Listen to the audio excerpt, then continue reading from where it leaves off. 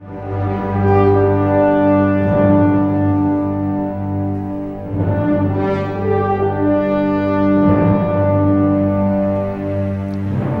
12 years ago, in March 2002, the 2001-2002 Florida Tech women's basketball team cemented its spot as one of the best teams in program history. They competed in the NCAA Division II Women's Basketball Elite Eight for the first time in program history and finished with 26 wins.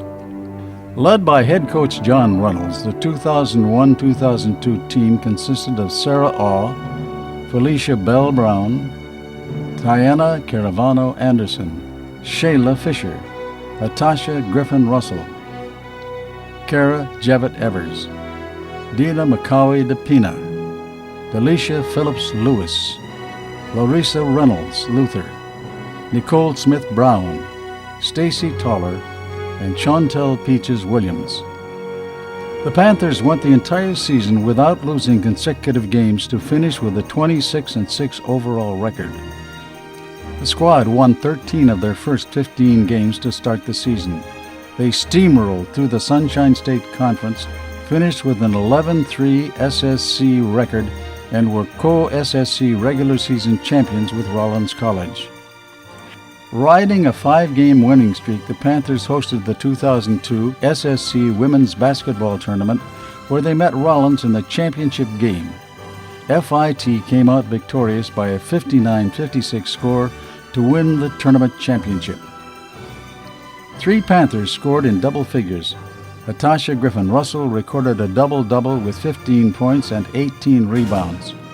Current women's basketball assistant coach Delisha Phillips Lewis scored 14 points on 5 of 5 shooting, and Chantel Peaches Williams scored 11 points. With the SSC trophies sitting back at the Clementi Center, the Panthers traveled to Cleveland, Mississippi for the NCAA Division II South Region Tournament. After receiving a bye in the first round, the number 2 seeded Panthers faced regional power and number 3 seeded Arkansas Tech in the second round of the NCAA tournament. The Panthers trailed by 5 with less than a minute to play and proceeded to make the comeback. An 8-3 run in the final 57 seconds, capped by a 3-pointer from Sarah Awe, tied the game at 52 and sent the game into overtime, where the Panthers won 61-57. With a trip to the Elite Eight on the line, the Panthers took on Central Arkansas in the South Region Championship. The Panthers recorded their 10th straight victory by a score of 71-64 to win the NCAA Division II South Region Championship. Both Felicia Bell Brown and Delisha Phillips Lewis were named to the NCAA Division II All-South Region Tournament team. The victory catapulted the Panthers into the NCAA Division II Women's Elite Eight in Rochester, Minnesota. In the quarterfinal round, the Panthers faced Southeastern Oklahoma. FIT fought hard, but fell to Southeastern Oklahoma 84-68, bringing an end to its magical season. The Panthers finished the season ranked number 7 in the country. That ranking capped off the accolades and achievements the 2001-2002 team earned during the season. Felicia Bell Brown was named First Team All-SSC, Dakatronics All-South Region Second Team, and WBCA Kodak All-American Honorable Mention. Chantel Peaches Williams was selected Second Team All-SSC, and head coach John Reynolds won his 4th SSC Coach of the Year award.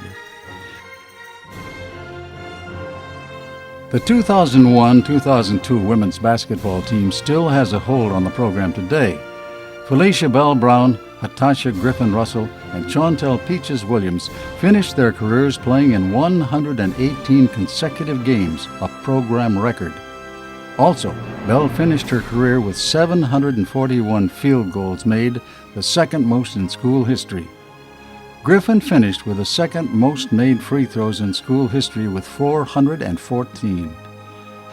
The 2001-2002 team also set a program record with 420 steals during the season.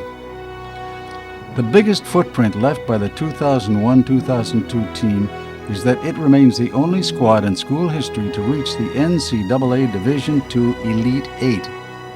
They are also just one of 4 Sunshine State Conference teams to ever advance to the Elite Eight. Welcome to the Florida Tech Sports Hall of Fame, the 2001-2002 Women's Basketball Team. Hello everyone, I'm John Reynolds, Head Coach Women's Basketball at Florida Tech. I've been here for the past 27 years, and I'd like to take a moment tonight to thank this year's class 2014 Hall of Fame inductees. Congratulations, you've been outstanding in your efforts and your service to this university. Started back in 1998, recruiting that spring, Brevard County was loaded with basketball talent and track talent. We recruited several kids from this county. All of them became outstanding basketball players at this university. One of the things we did early with that group of kids, because they were athletic, we decided to play an up-tempo, pressing, fast-paced game. We had to because we really couldn't catch, pass, or shoot. We videoed that first practice, and the story we'll tell you a little later is we ended up showing that video the night before we played for a regional championship. But this group of kids, from the time they were freshmen, were committed to hard work. They were committed to each other. They were committed to this university. We struggled a little bit the first 2 years with those guys, but eventually they turned into a real basketball team. One of the things I had to learn to understand was when you play that style game, press everywhere, never worry about taking a bad shot because you were good enough to go get it. We had to learn to be able to play down 20, 25 points at times, knowing that the last 4 minutes would be where we would make our push. Eventually, all of that worked for us. I remember 2 games specifically. They weren't championship games. They weren't games that the newspapers printed. One game, this class, in their junior year, we were down to Lynn by 19 points with 9 minutes and 9 seconds to go in that game, and we won by 10. We went on a 31-2 run. That convinced me that the style we had put in place for this group of kids would give them every opportunity to be successful. The other game that I remember that I would want to tell you a little story about was at the Elite Eight. We were down 8 or 9 points, maybe 10 points, with 14 seconds to go in the game. And like I say, this group of kids would never give up. They would never give in. There was a loose ball under 10 seconds, rolling out of bounds, about to go under the scorer's table. And one of our players, knowing that we couldn't win, still dove for that loose ball, ended up under the scorer's table as the horn sounded in the Elite Eight. And to me, it epitomized everything that they stood for and everything that they had done to that point. Another story about this team is that all teams that get players inducted into a Hall of Fame and all teams that have success always have a standout player. 1, 2, 3 maybe. A little different with this group. This group understood the team concept from day one. We had kids that could score, we had kids that could rebound, we had kids that could play defense, we had kids that could pass, we had kids that would come off the bench and play whatever role their coach and their teammates needed for them.